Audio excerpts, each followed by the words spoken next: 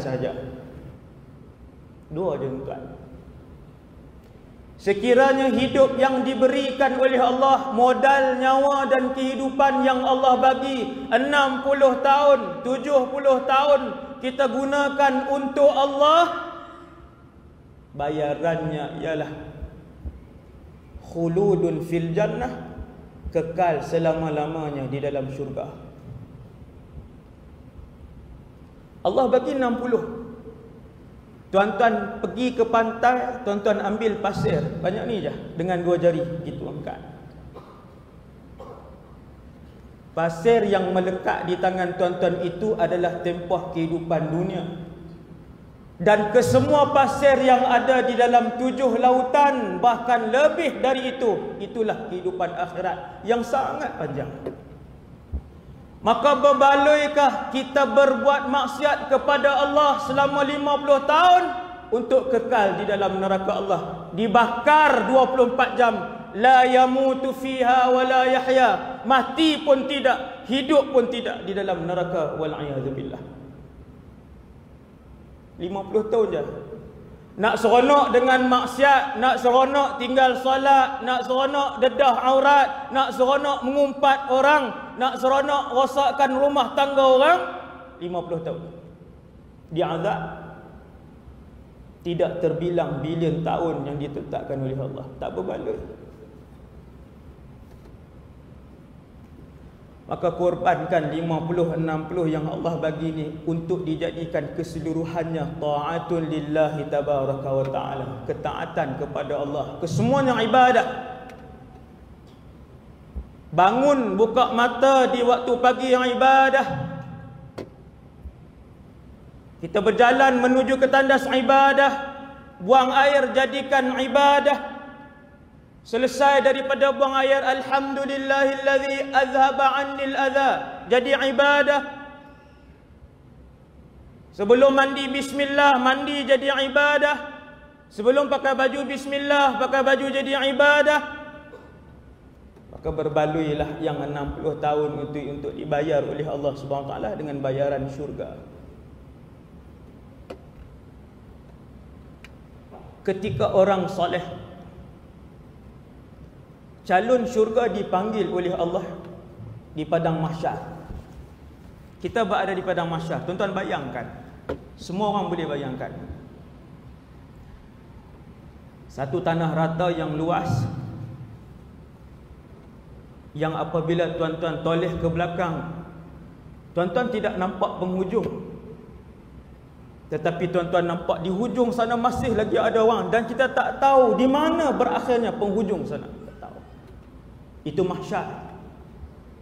Tuan-tuan paling ke kanan, tuan-tuan tengok ada lautan manusia yang tidak berpenghujung. Di celah-celah manusia itu ada jin, di celah-celah jin itu ada binatang. Tuan-tuan paling ke kiri, keadaan yang sama. Tuan-tuan tak nampak penghujung kerana terlalu ramai manusia. Tetapi apabila kita semua, saya dan kita berada di padang mahsyar, kita pandang ke hadapan, di hadapan ada penghujung. Kerana di atas tanah mahsyar, di hadapan sekali akan diletakkan mizan. Wa nad'ul mawazinal qista liyaumil qiyamah. Kami akan meletakkan alat untuk menimbang perbuatan yang telah dilakukan oleh kalian. Tak di depan, semua orang nampak mizan di depan.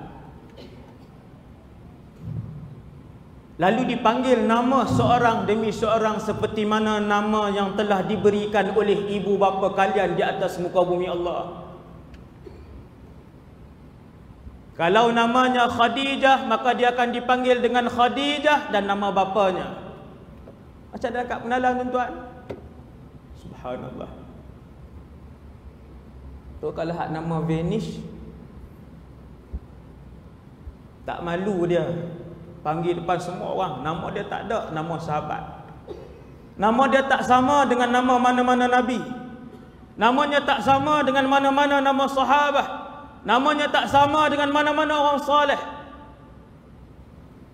Sebab tu Nabi kata pilih nama yang baik, kerana kalian akan dipanggil dengan nama itu dan nama ayah kalian di padang mahsyar. Ketika orang soleh dipanggil, Fulan bin Fulan, dia pun datang ke depan. Lalu dia bawa turun amalannya daripada suatu tempat yang bernama Illiyin. Buku amalan orang soleh di Illiyin. Buku amalan ahli neraka disimpan di Sijjin. Ketika nama kita dipanggil, barulah para malaikat ambil buku kita yang dalam keadaan tergulung.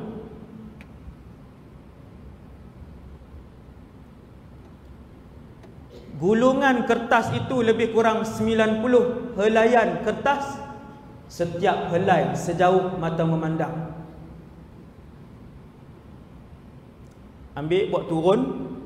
Bolehkah cakap Kedah ni? Boleh no? Ambil, buat turun. Faham kan?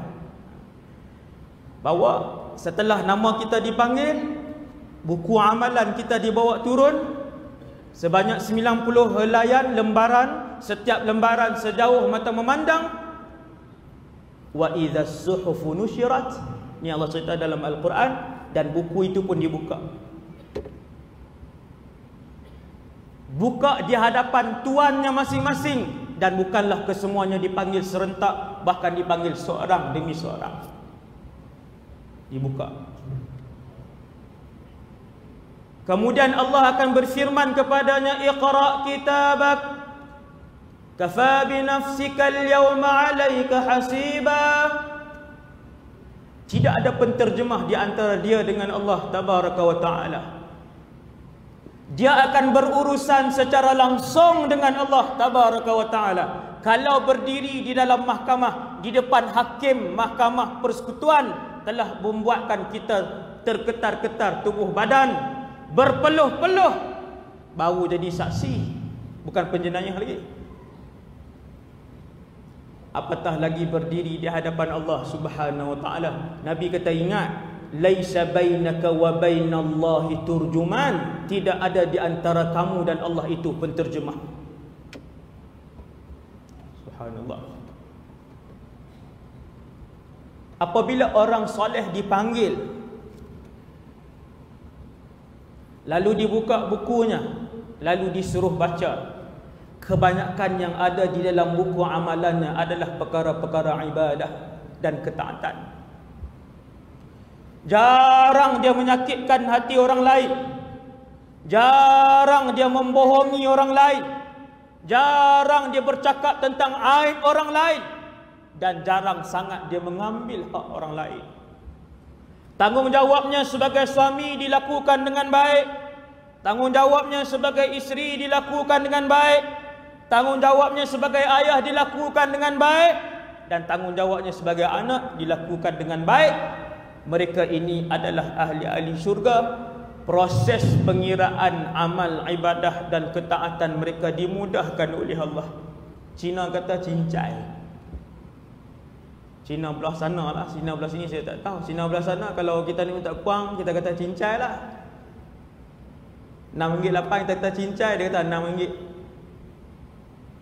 Dengan ahli bakal ahli syurga, begitulah Allah Ta'ala berurusan. Dimudahkan.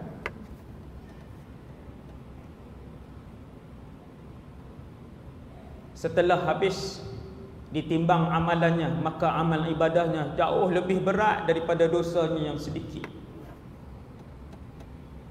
Lalu diberikan keputusan penuh bahawa dia adalah sebagai ahli syurga.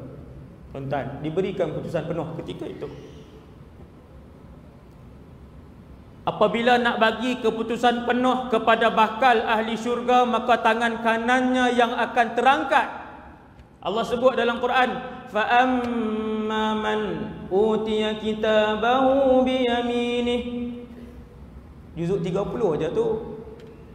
Kita jarang baca.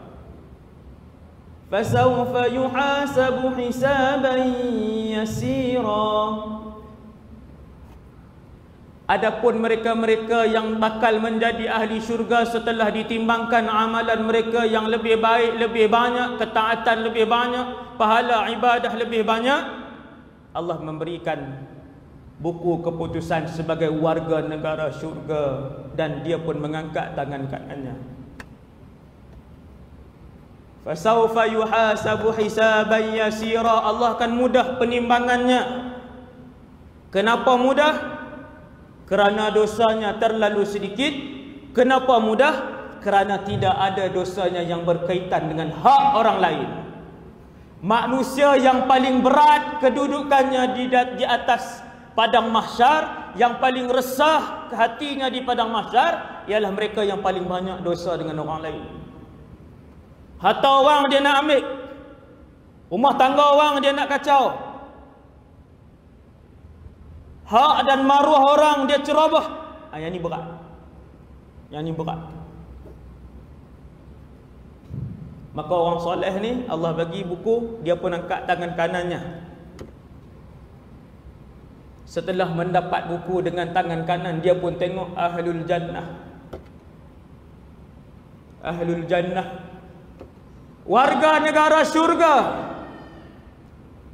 Wa yanqalibu ila ahlihi masrura. Cerita Quran. Lalu dia pun berlari-lari mendapatkan ahli keluarganya yang lain yang juga ahli syurga. Allahu Rabbi. Selepas timbang, kita akan ke Telaga Kautsar. Di Telaga Kautsar, Rasulullah sudah menanti. Di Telaga Kautsar, manusia sudah mula mengukirkan senyuman. Di Telaga Kautsar, manusia mula menyapa di antara satu sama lain. Di Telaga Kautsar, barulah manusia ada peluang untuk duduk dan berehat. Ketika itulah si ayah yang sudah menjadi ahli syurga, si ibu yang telah pun dimuliakan oleh Allah sebagai ahli syurga, si anak yang telah pun berjaya dengan ujian yang telah diberikan Allah menjadi ahli syurga, yanqalibu ila ahlihi masrura, berlari mendapatkan ibunya, berlari mendapatkan ayah dan adik-beradiknya, kesemuanya ahli syurga. Mereka berpeluk dan juga menangis kerana terlalu gembira dikumpulkan oleh Allah sebagai keluarga ahli syurga.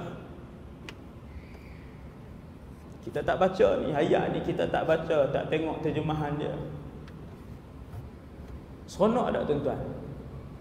Tuan-tuan, kita duduk dalam satu negara yang selama-lamanya hidup dan ada ahli keluarga kita.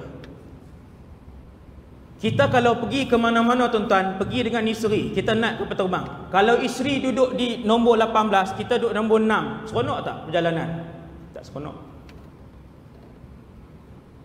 Kalau kita naik kapal terbang, isteri kita seat dia 16C, kita nak 16D, sebelah-sebelah. Walaupun duduk dah lama di rumah, dah duduk sekali, dah suami isteri dah lama, tapi seronok kalau berjalan, duduk satu keluarga. Kita pergi Mekah, bawa ke semua, isteri kita bawa anak-anak 3 orang. Tiba-tiba travel kata, ni semua 5 orang ni duduk bilik asing-asing. Ayah hotel ni, mak hotel belakang, anak 3 orang lagi hotel 1, 2, 3. Kita rasa tak bermakna. Itu baru tempoh 2 minggu melakukan umrah. Apatah lagi satu tempoh yang diisytiharkan di hadapan semua makhluk di padang mahsyar. Selama-lamanya kamu di akhirat, tiba-tiba tak duduk, tidak tinggal sekali.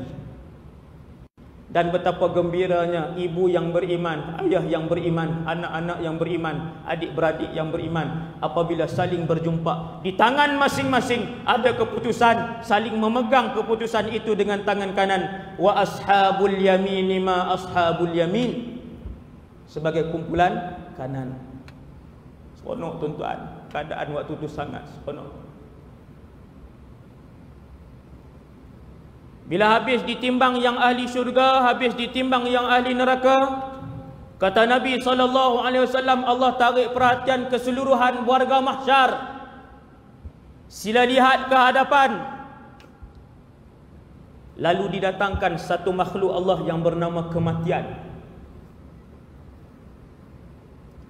Dibawa makhluk Allah yang bernama kematian. Subhanallah. Hidup itu makhluk, mati itu makhluk, nyawa itu makhluk, arash itu makhluk, Kaabah itu makhluk, angin itu makhluk, syurga itu makhluk, masa itu makhluk. Allah perkenalkan satu makhluk yang tidak pernah dilihat. Malaikat tak pernah tengok, jin tak pernah tengok, binatang tak pernah tengok, manusia tak pernah tengok. Nama makhluk itu kematian.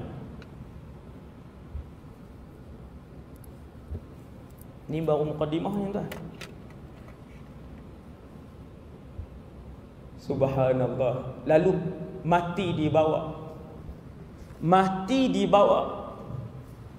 Datang ke hadapan semua manusia, melihat-lihat kematian buat kali pertama. Lalu Allah SWT mematikan kematian. Inna lillahi wa inna ilaihi raji'un. Lalu Allah mematikan kematian. Apabila kematian dimatikan oleh Allah, yang masuk syurga akan kekal selama-lamanya, yang masuk neraka juga bila dibakar dia tidak mati, hidup selama-lamanya, tersiksa selama-lamanya di dalam neraka. Wal'iyadzubillah. Lalu menjerit dan berteriaklah seorang malaikat untuk memaklumkan kepada seluruh warga mahsyar. Malaikat ni pun menjerit, ya ahlal jannah, wahai penduduk syurga, khulud, kekallah kalian selama-lamanya, tak mati. Lalu malaikat berteriak kepada sebelah yang kirinya, ya ahlan nar, wahai penduduk neraka, khulud, kekallah kalian selama-lamanya. Kebiruan tubuh badan dan kulit ahli neraka kerana takut mendengar pengumuman itu, belum masuk dalam neraka lagi. Subhanallah. Tuan-tuan, kita tak mau cerita neraka. Malam ni tajuk syurga. Neraka nanti insya-Allah. Wallahu a'lam. Kemudian kita pun berjalan atas sirat. Daripada sirat di sini, sirat di mahsyar, dia punya hujung titi itu di mahsyar. Kemudian perjalanan dia berapa ratus tahun ni? Ratus tahun. Allah. Dunia ini singkat sangat tuan-tuan. Singkat sangat dunia ni. Ratusan tahun sirat. Cumanya ahli syurga, dia langkah kaki kanan, ada yang selaju kilat, ada yang selaju kuda, ada yang berlari laju sampai depan syurga. Orang pertama yang sampai di hadapan syurga adalah Nabi Muhammad sallallahu alaihi wasallam. Allah mengarahkan malaikat yang menjaga pintu syurga untuk tidak membuka pintu syurga kecuali kepada Muhammad, orang pertama yang mengetuk pintu syurga. Nabi sampai, di kanan Nabi Abu Bakar, di kiri Nabi Umar radhiyallahu anhumah. Tengok tuan, kanan kiri. Fa akhadhtu bihalqatiha, aku pun memegang pintu tempat ketuk syurga. Halqah ni, kalau rumah dulu-dulu dia ada besi yang bulat tu ketuk. Nabi kata, aku sampai di hadapan syurga, pintu syurga dalam keadaan tertutup. Sekarang ni tuan-tuan, kita ceramah malam ni, pintu syurga tutup, pintu neraka pun tutup. Pintu syurga akan dibuka oleh Allah hanya dalam bulan Ramadan. Ni Ramadan nak sampai ni, pintu syurga akan dibuka. Habis Ramadan, pintu syurga akan ditutup sepanjang tahun sampai kiamat. Sampailah habis ditimbang amalan orang-orang saleh, maka Nabi adalah manusia pertama bersama dengan Abu Bakar, bersama dengan Umar dan bersama dengan ahli umat Rasulullah yang masuk syurga tanpa hisab dan azab. Nabi kata, aku pun capai tempat ketuk pintu syurga, lalu aku pun ketuk pintu syurga. Yang jarak di antara pintu sana dan hujung pintu kiri adalah seperti jarak Mekah dan juga Busra.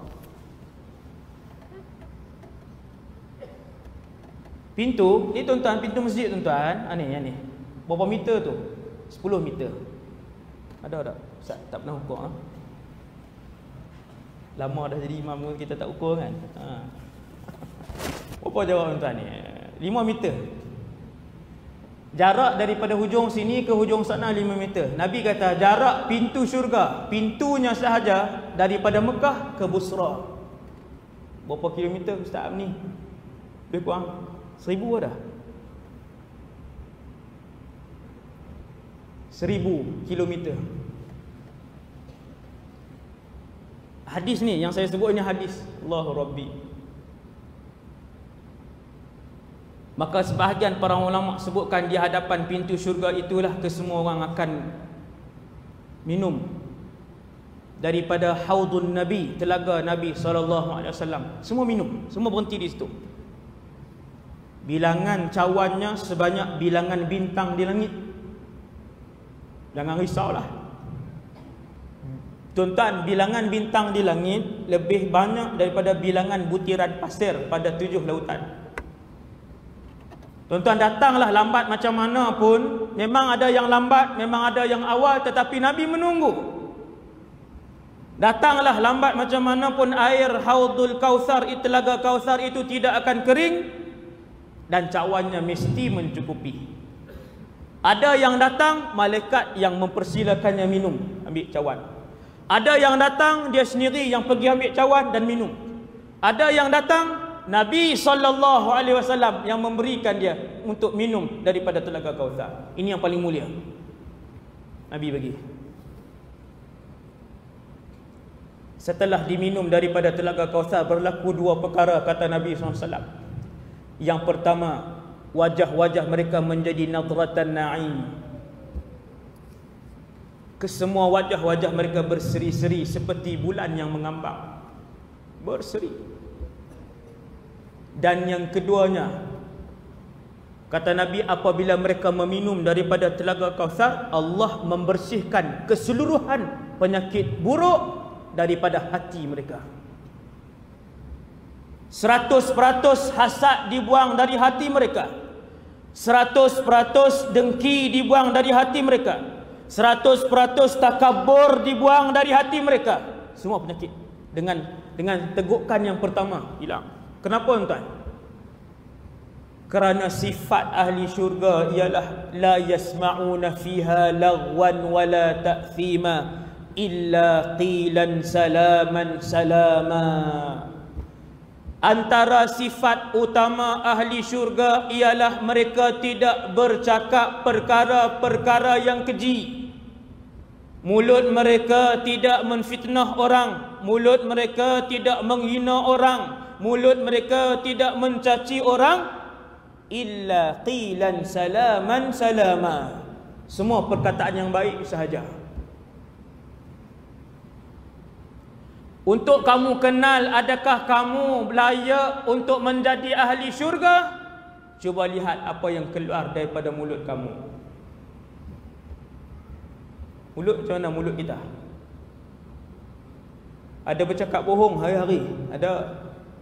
Ada mengumpat orang hari-hari? Ada. Setiap hari mulut kita melakukan dosa besar, maka Allah peringat kepada kita, untuk kita tahu adakah kita layak menjadi ahli syurga, lihat bagaimana anggota mulut kita apabila kita bercakap dengan orang lain. Penting ni tuan, mulut ni.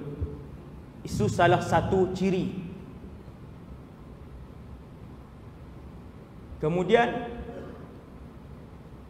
Nabi pun masuk ke dalam syurga setelah dibuka pintu, dan sebelum dibuka malaikat bertanya, man? Siapa? Ana Muhammad. Aku Muhammad. Maka berkata malaikat yang menjaga pintu syurga itu, bika umirtu an aftah. Kepada kamulah aku diarahkan untuk membuka kepada orang yang pertama pintu syurga ini. Lalu dibuka pintu syurga. Nabi melangkah kaki memasuki ke dalam syurga bersama dengan keadaan tangan kanannya diletakkan di atas bahu Abu Bakar dan tangan kirinya diletakkan di atas bahu Umar radhiyallahu anhuma. Sini tuan, masuk syurga. Kemudian Nabi teringat sesuatu. Apa yang Nabi teringat? Syurga di depan, titi sirat di mana? Di belakang. Nabi pun mengalihkan dirinya ke belakang, menghadapi dan melihat titian sirat yang begitu jauh. Lalu para sahabat bertanya, "Ya Rasulullah, apakah yang Tuan tunggu di hadapan titian sirat?"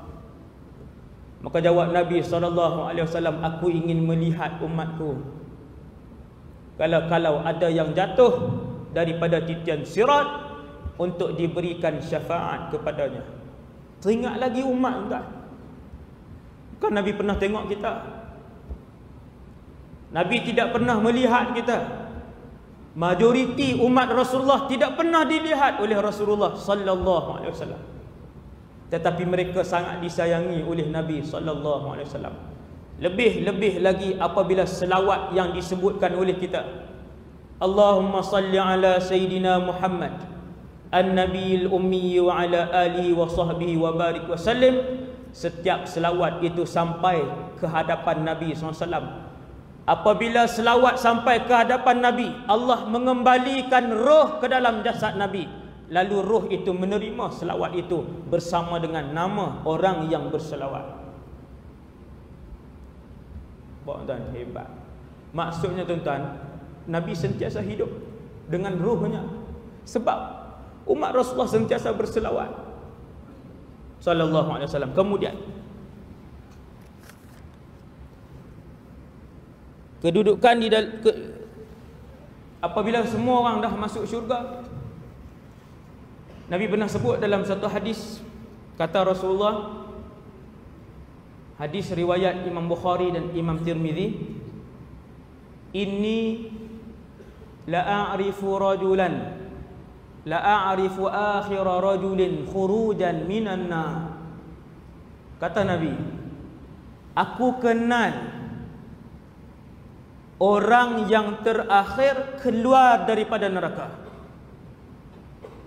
dan kemudian masuk ke dalam syurga. Tuan-tuan, sekali lagi, kata Nabi, aku kenal orang yang paling akhir keluar daripada neraka dan merangkak masuk ke dalam syurga. Sebahagian kita akan tanya, adakah Ustaz orang masuk neraka kemudian masuk syurga? Jawapannya, ada. Semua perbahasan akidah ni saya ambil daripada kitab Tuhfatul Murid, karangan Syekh Ibrahim Al-Bajuri. Ni semua maklumat ni. Orang yang Islam mati dalam keadaan fasik ataupun banyak dosa, dia akan masuk neraka. Setelah habis diseksa di dalam neraka, dibakar di dalam neraka 24 jam selama 1 juta tahun, 20 juta tahun, 1 bilion tahun, wallahu a'lam, berdasarkan dosanya, akhir sekali dia akan keluar. Ada orang setelah 10 juta tahun dia keluar. Allahu Rabbi, 10 juta tahun, mana ada masuk neraka sehari tuan? Adakah orang buat dosa sehari je, kata esok keluar? Dia kata sekejap ya, transitnya ni. Kawan saya kerja kilang arang. Kilang arang ni, dia punya kilang dia besar. Dalam tu kita bakar kayu bakau, kan tuan? Kayu bakau. Satu hari dia masuk awal, tempat bakar ni masuk awal. Orang lain semua tak tahu. Dia masuk, dia duduk cuci. Datang kawan yang lain lewat sikit, buka api. Lari, bergolek-golek, lari keluar. Satu badan lecur. Ambil masa berbulan-bulan disebabkan terbakar 5 saat. Mengambil masa lebih daripada setahun. Bukan bulan, setahun. Mengelembung ke semua, kulitnya mengelembung, di dalamnya ada penuh dengan air bisa daripada atas sampai ke kaki.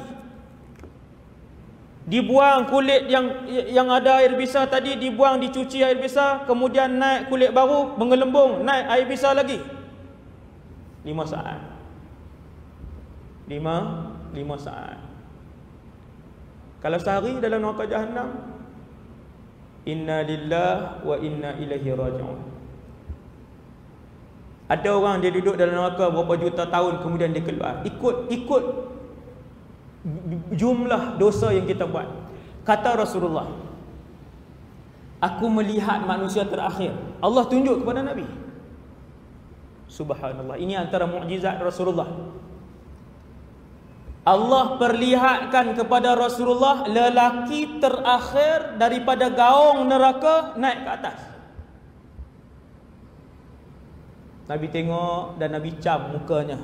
Sebab itu hadis tu sebut, kata para ulama, Nabi sebut dengan ayat, aku kenal orang itu. Bukannya Nabi kenal di dunia, tapi setelah Allah tunjuk, Nabi kenal lah. Nabi cam orang tu. Dia pun berjalan, kemudian naik di atas titian sirat. Tetap kena naik atas titian sirat. Selepas daripada lelaki itu keluar daripada neraka, tidak ada lagi yang dikeluarkan daripada neraka Allah. Kesemuanya kekal selama-lamanya. Tuan-tuan duduk balik rumah, duduk seminit, tuan-tuan renung tengok. Berada di dalam api yang panas selama-lamanya, tak boleh keluar. Setiap kali mereka memanjat dinding gaung neraka itu, mereka akan ditendang dan dibuang oleh malaikat untuk jatuh sekali lagi ke bawah. Semua ahli neraka ingin keluar daripada gaung neraka yang membakar. Tiap-tiap kali sampai ke tebing, mereka akan dibuang oleh malaikat.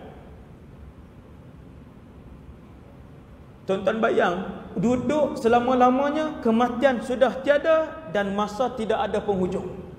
Sampai bila? Allahu Rabbi. Sampai bila? Ahli neraka bertanya kepada Allah, ya Allah, sampai bila kami berada di sini? Ya Allah, berikan sedikit minuman. Ya Allah, berikan sedikit makanan. Akhirnya Allah Subhanahu wa taala menjerkah mereka, qala khsa'u fiha, diam dan jangan bercakap walau satu perkataan.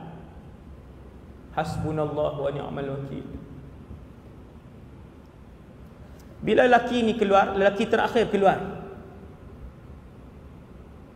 dia pun merangkak. Ada kalanya tersembam. Faham tak tersembam? Sama ke? Sembam jatuh kan? Kemudian naik balik, merangkak balik, kadang berdiri, merangkak balik, kadang-kadang macam askar buat tu, orang punya apa? Menyulur. Tu nak apa lah tu?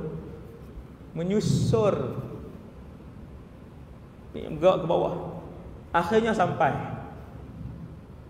Apabila dia sampai di depan pintu syurga, Allah, tuan-tuan, dia nampak daripada titian sirat tu, dia nampak pohon yang rindang. Sangat rindang. Teduh, buah-buahannya banyak. Lalu apabila dia sampai, Allah Subhanahu Wa Taala pun arahkan untuk dia masuk dan cari rumahnya, istananya. Lelaki ini adalah lelaki yang paling rendah martabatnya di dalam syurga. Orang terakhir. Orang lain dah lama dah duduk, dah merantau. Ada yang dah berapa ribu tahun, dah berapa puluh ribu tahun duduk, dah berapa juta tahun duduk. Lama sangat. Dia pun masuk. Lalu Allah Ta'ala sengaja menunjukkan kepadanya seolah-olah kesemua istana telah pun penuh.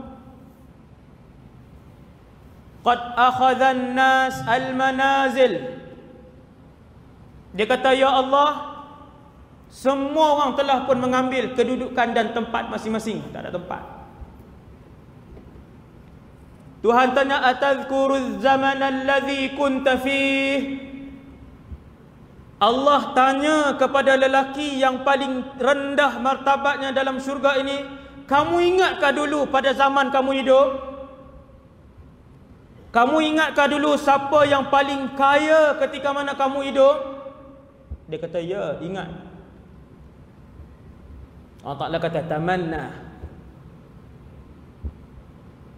Minta dan berangan-angan apa yang kamu nak minta.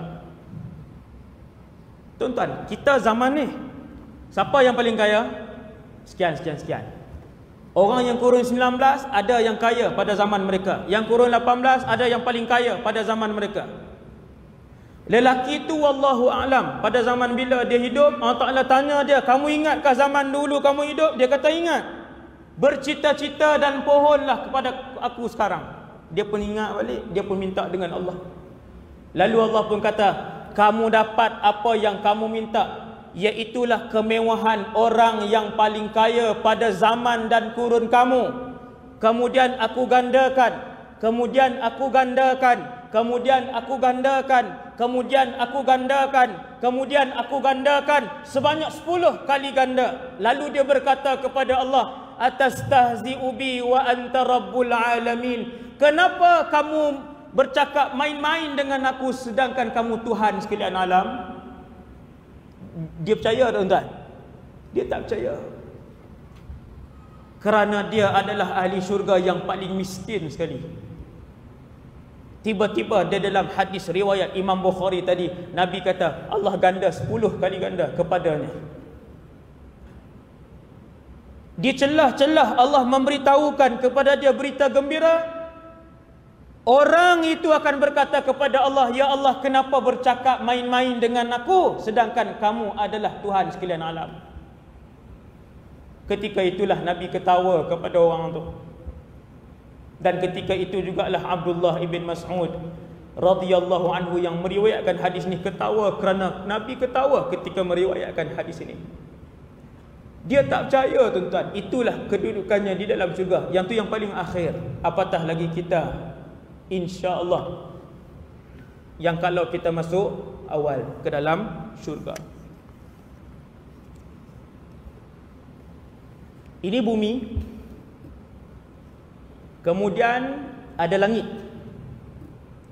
Langit 1, langit 2 sampai langit 7. Di mana syurga? Tuan-tuan kita akan bahas. Langit 1 sampai langit 7. Di atas langit 7 ada syurga. Dan di atas syurga ada Arsyur Rahman, ada arash Allah. Bagaimana Ustaz bentuk arash? Seluruh warga mahsyar akan melihat Arsyur Rahman. Kemudian bila dia masuk dalam neraka, dia tak tengok dah. Adapun ahli syurga akan sentiasa melihat arash. Arash ini makhluk Allah yang paling besar yang pernah diciptakan oleh Allah Azza wa Jalla. Ia lebih besar daripada dunia ini, ia lebih luas daripada langit yang 1 sehingga 7, dan ia lebih luas dari segala-galanya. Subhanallah. Macam mana tak tahu. Tapi tuan-tuan, para ulama sebut berdasarkan dalil Quran dan juga dalil hadis, kedudukan dia ialah bumi, dunia. Ini dunia, bumi, kemudian dunia, langit 1 hingga 7. Atas langit 7 ada syurga, dan di atas syurga ada arash. Daripada bawah arash mengalir sungai. Sungai itu masuk ke dalam syurga Firdaus. Tak boleh bayang, tuan. Sejuta tahun kita pusing berjalan-jalan tak habis.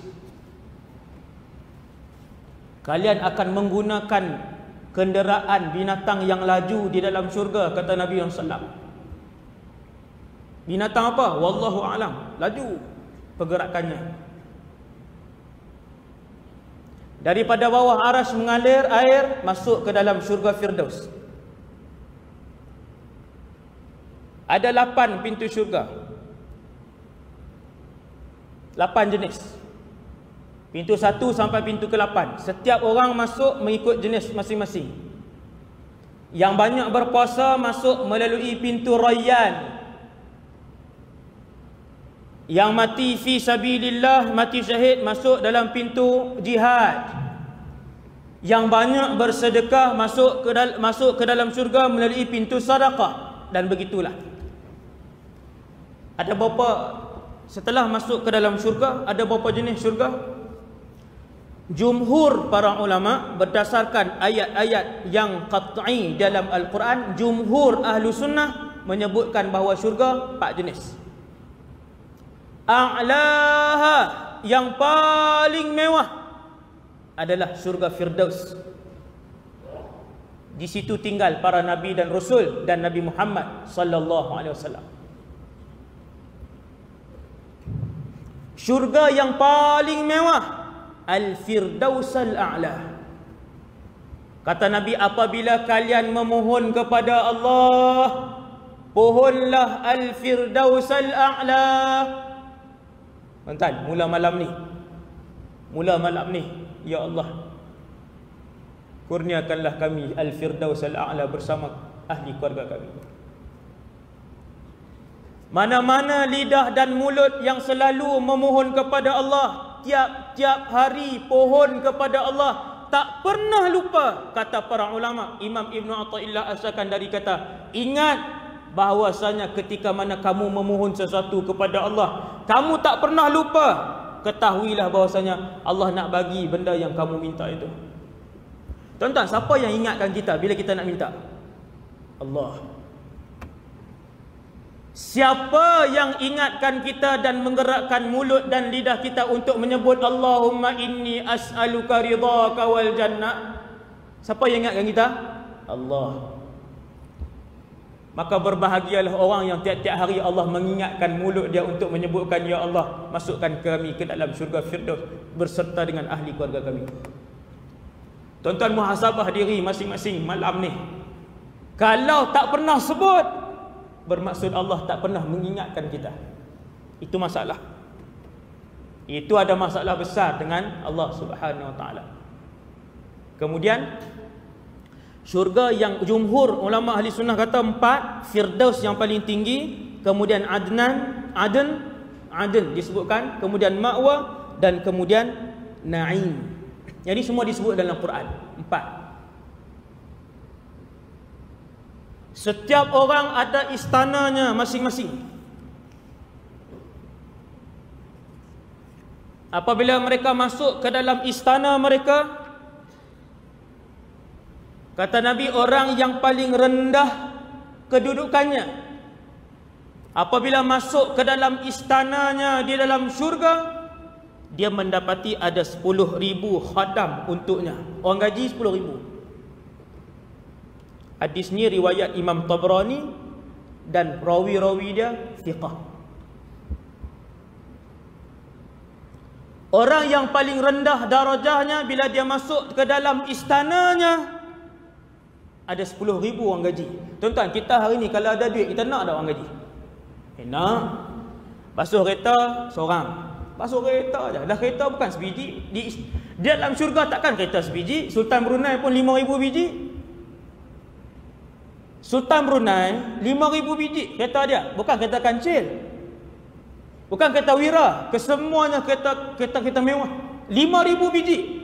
Perlu berapa orang khadam untuk panaskan enjin dan basuh kereta dia sebulan sekali? Berapa orang perlu? Sebab tu tuan-tuan jangan kata, Ustaz, 10,000 ni nak buat kerja apa? Tuan-tuan jangan fikir jauh, Ustaz, 10,000 khadam nak buat kerja apa, Ustaz? Lah, kalau kereta dia 5,000, berapa orang perlu? Nampak? Rumahnya besar, tukang masaknya ramai, tukang urutnya bertukar ganti, yang potong kuku seorang khadam. Sini je. Allahu Rabbi. Sampai bila, Ustaz? Selama-lamanya. Allahu Akbar. Dalam syurga ada binatang. Tuan-tuan, apa yang tuan-tuan tengok dalam dunia ni, semua ada dalam syurga. Dah selesai. Kadang-kadang kita kata, Ustaz, duduk dalam syurga nanti bola-bola apa semua dengan TV apa semua ni.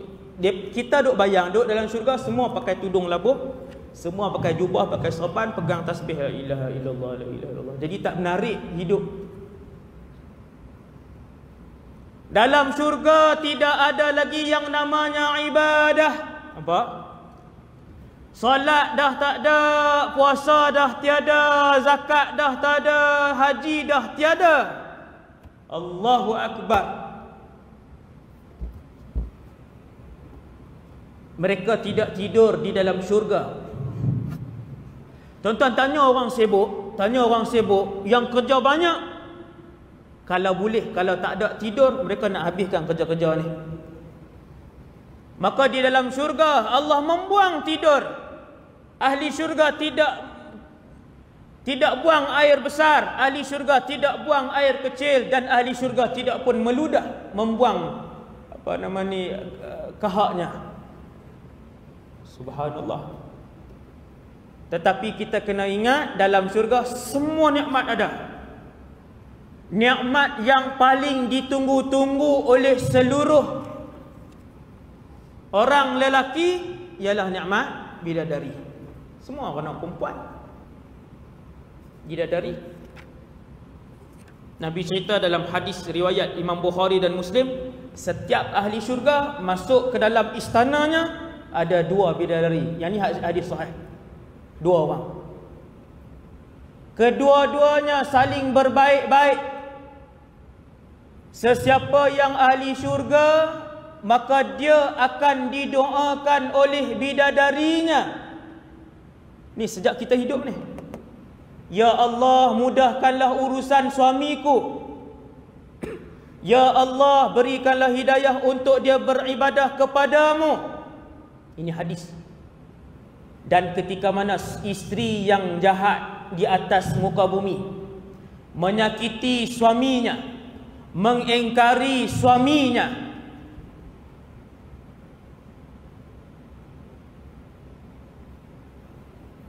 berlawan dengan suaminya, kata Nabi dalam hadis yang sahih, isterinya di dalam istana sana, di dalam syurga, akan menjerkah isteri di atas dunia itu, wahai wanita, celakalah kamu berbuat kasar dengan suamiku.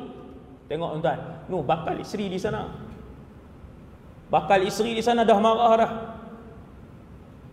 Yang diciptakan oleh Allah, wanita-wanita yang tidak ada ibu, yang tidak ada ayah, diciptakan oleh Allah seperti Allah menciptakan Adam alaihissalam. Cipta terus umur 4. Tuan-tuan jangan rasa pelik pula. Nabi Adam tak ada mak ayah, maka bidadari kesemuanya tidak ada ibu dan ayah. Mereka manusia seperti kita, 100% manusia seperti kita, senyum seperti kita, berjalan seperti kita. Dan persamaan di antara kita dengan bidadari ialah kedua-duanya, yang suami tadi tampan, yang isteri tadi cantik, mereka hidup selama-lamanya, mereka tidak mengeluarkan peluh pun di dalam syurga.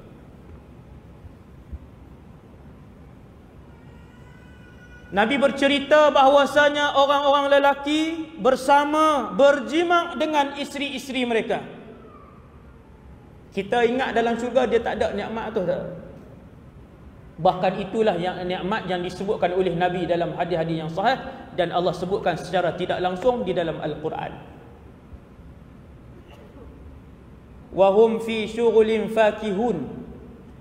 Mereka sibuk di dalam syurga, di dalam istana mereka. Lalu sahabat tanya, apakah yang mereka sibuk itu ya Rasulullah? Ibnu Abbas mentafsirkan ayat itu, mereka sibuk memecahkan keperawanan isteri-isteri mereka.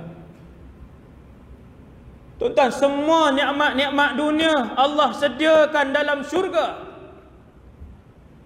Untuk Allah bagi tahu kepada kita, tak perlu kalian kejar dunia yang sementara. Berkorbanlah hidup kalian untuk aku akan berikan nikmat selama-lamanya dalam syurga. Apabila kita duduk di depan pintu syurga, Allah tukarkan tubuh badan kita. Tuan-tuan, ni dalam masjid ni, lelaki dan perempuan, semua ni pinjaman ni, tubuh badan ni, pinjaman. Tubuh badan, tangan, kaki, muka, kepala ini, semua ni akan ditukar oleh Allah Subhanahu Wa Taala. Di mana? Di depan pintu syurga. Allah akan ubah kita menjadi situ nadhira'an, 60 hasta tinggi. Tuan-tuan, kalau lebar pintu pun lebih kurang 1000 kilometer, lebar pintu syurga. Kalau kita kecil macam mana nak masuk? Bukan macam mana, maksudnya jenuh berjalan. Teruk untuk berjalan, jauh dan luas sangat. Maka Allah SWT tinggikan kita. Ini hadis sahih. Setiap ahli syurga ditinggikan oleh Allah menjadi 60 hasta. Lebarnya 7 hasta. Kesemuanya ditukarkan umur mereka menjadi 33 tahun, lelaki dan perempuan. Ini satu riwayat. Seronok nak jadi orang muda tuan. Semua orang seronok jadi orang muda. Kita hari ni pun seronok. Kalau boleh kalau kuat seronok main bola ni. Ada umur 50 lebih main tenis, dia kata kalau 30 lebih seronok. Maka untuk memastikan setiap ahli syurga menggunakan nikmat syurga secara maksimum, Allah memudahkan mereka. Mereka berjimak sepuas-puasnya. Tuan-tuan, perkara jimak ni Nabi cerita. Sehingga kan sahabat tanya, ya Rasulullah, mampukah mereka berjimak dengan isteri-isteri bidadari mereka dalam syurga sebanyak itu? Nabi kata ya, kerana setiap orang lelaki diberikan kekuatan 100 orang lelaki. Orang lelaki suka apa tuan? Mana-mana pun kita pergi, kawan saya ramai yang AJK masjid, kawan-kawan ustaz, mesti sembang nak minta isteri sign satu lagi, borang.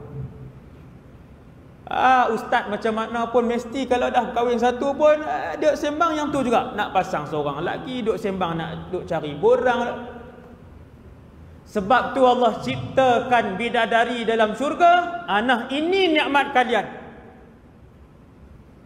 Berpadalah dengan isteri yang Allah bagi di atas muka bumi, bersyukurlah kerana di atas syurga sana Allah sediakan. Kita pun tanya ustaz, dalam syurga dengan isteri juga kah? Hak isteri dunia kah? Ustaz kata ya. Alah, tak boleh ke orang lain pula ustaz? Apa punya perangai suami? Dia nak orang lain pula.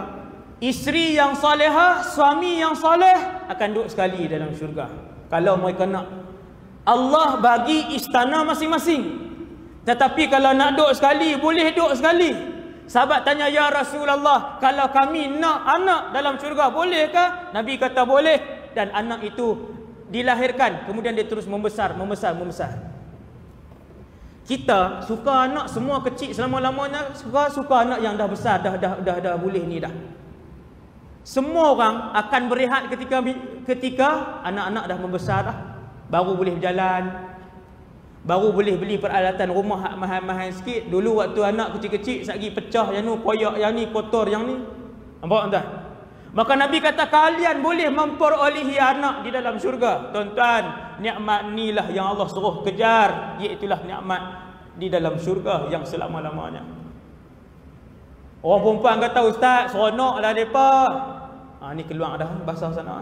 Sebab lewat dah nak berhenti dah. Berapa berhenti? 10. Tok Iman suruh berhenti ke 10. 5 minit 5 minit kita berhenti. Orang perempuan kata seronoklah orang laki-laki boleh bidadari selama-lamanya muda, selama-lamanya bidadari itu remaja, dan selama-lamanya bidadari itu kekal darahnya. Allah cerita dalam Quran, sifat bidadari itu ialah fihinna qasiratut tarfi. Isteri-isteri kalian di kalangan bidadari, sifat dia yang pertama ialah dia tidak pernah memandang lelaki lain. Tuan-tuan, hari ni perempuan hari ni, isteri-isteri hari ni tengok ada orang lain. Tengok. Segak kalau jadi lelaki aku. Sama orang lelaki. Lalu wanita cantik sikit, yo cantiknya. Kalau hak ni bini aku sedap ni. Ayat tak elok. Allah cerita sifat bidadari syurga, qasiratut tarf, tidak pernah memandang lelaki lain kecuali suaminya sahaja. Allahu Rabbi. Lam yatmithunna insun wala jan. Tidak pernah disentuh oleh lelaki lain. Zaman hari ini bukan tak disentuh lelaki lain, berzina pula dengan lelaki lain. Berapa banyak kes tuan, berapa banyak kes. Inna lillahi wa inna ilaihi raji'un. Orang perempuan kata, orang laki-laki dapat bidadari ustaz, hebat, cantik. Sekiranya seorang bidadari ludah ke dalam air lautan dunia, kesemuanya menjadi tawar. Ayat laut jadi tawar, elok. Hadis Sekiranya seorang bidadari, kata Rasulullah, mempamerkan mukanya ke atas bumi ini, nescaya harum semerbaklah muka bumi Allah ini. Seorang tunjuk muka. Ish, macam mana tu Ustaz? Macam mana tunggu dalam syurga? Tuan baru cerita bidadari. Sehingga kan isteri Nabi kata, ya Rasulullah, di antara bidadari yang hebat ini, yang mulia ni,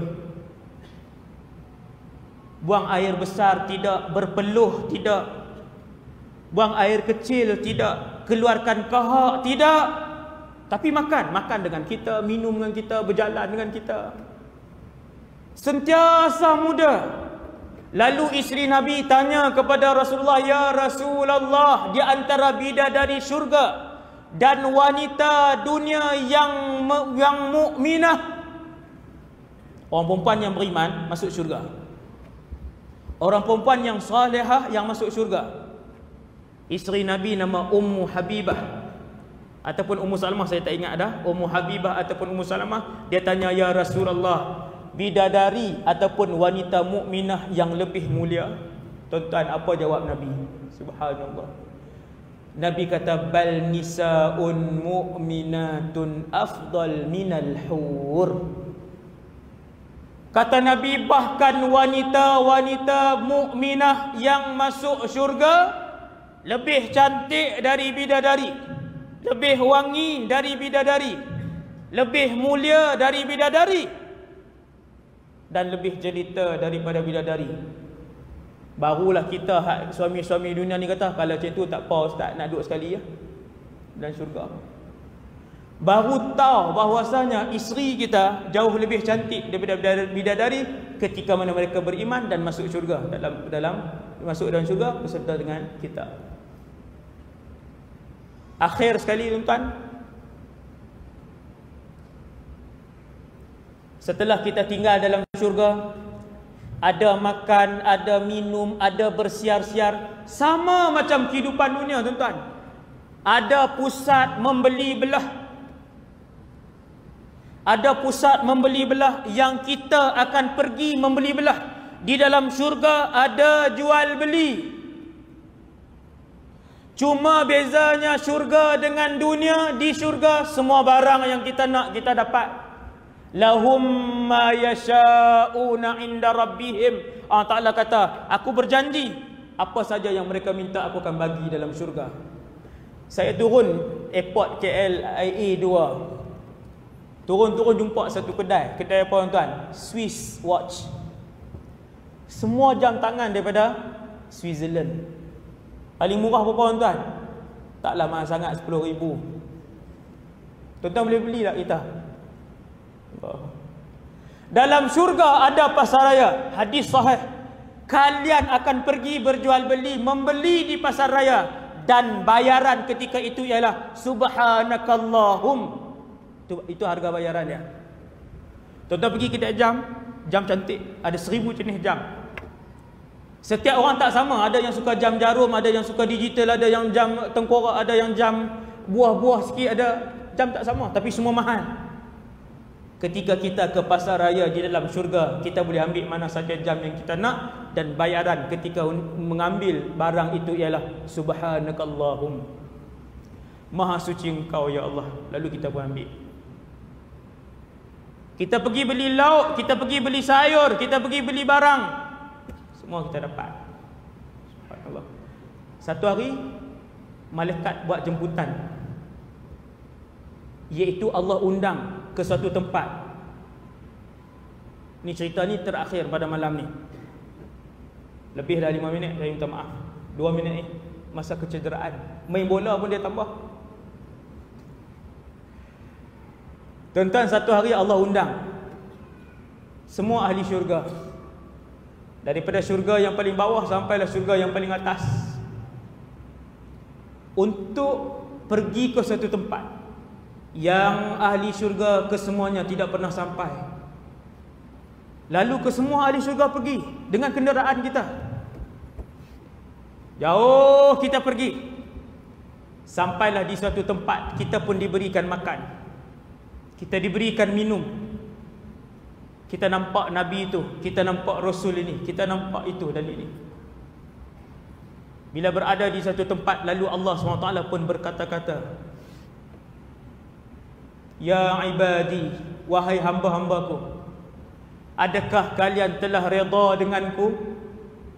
Allah tanya, wahai hamba-hambaku, apakah kalian telah redha denganku? Kita jawab, wa ma lana la narda ya Allah. Mana mungkin kami tak redha sedangkan kamu telah memasukkan kami dalam syurga. Mana mungkin kami tidak redha sekarang ini kami sihat selama-lamanya, kami kaya selama-lamanya, kami gembira selama-lamanya, kami mulia selama-lamanya, maka kami redha ya Allah. Allah Ta'ala kata, aku nak berikan sesuatu yang lebih daripada itu. Lalu penduduk syurga tidak tahu apakah yang akan dikurniakan oleh Allah. Dalam keadaan penduduk syurga tak tahu apa yang nak dikurniakan oleh Allah, Allah Ta'ala pun berfirman kepada seluruh penduduk syurga, Ya ibadi, aku telah redha kepada kalian, dan bermula dari saat ini aku tidak lagi akan murka kepada kalian. Dan ketika itulah Allah mempamerkan wajahnya. Kita akan melihat Allah Subhanahu Wa Taala. Yang ini adalah kemuncak satu orang berada di dalam syurga, ialah ru'yatullah, melihat Allah. Apabila Allah mempamerkan zatnya, kita tak tahu kan, dengan mata kah, dengan hati kah, wallahu alam. Hanya bakal penduduk syurga yang akan melihat zat Allah. Ketika mereka melihat zat Allah, mereka pun tertunduk sujud kepada Allah Subhanahu Wa Taala. Tak boleh tanggunglah nikmat melihat zat Allah. Tuhan yang selama ni kita sembah, tuan-tuan, kita sembah, kita tak nampak apa. 40 tahun kita semayang, kita tak nampak apa. Satu hari kita akan melihat Allah Subhanahu Wa Taala, dan itu adalah kemuncak nikmat yang akan diperlihatkan oleh Allah kepada penduduk syurga. Seperti mana orang-orang beriman berkumpul di dunia pada hari Jumaat, dalam syurga juga ada waktu yang kita akan saling berkumpul dan berjumpa di antara satu sama lain. Moga-moga kita dikurniakan oleh Allah dengan nikmat berada selama-lamanya di dalam syurga. Wabillahi taufiq wal hidayah. Aqulu qali hadza astaghfirullahal azim li wa lakum. Yang baik daripada Allah Subhanahu Wa Taala, yang lemah dan kurang daripada diri saya sendiri. Kita tutup dengan tasbih kafarah dan suratul Asr.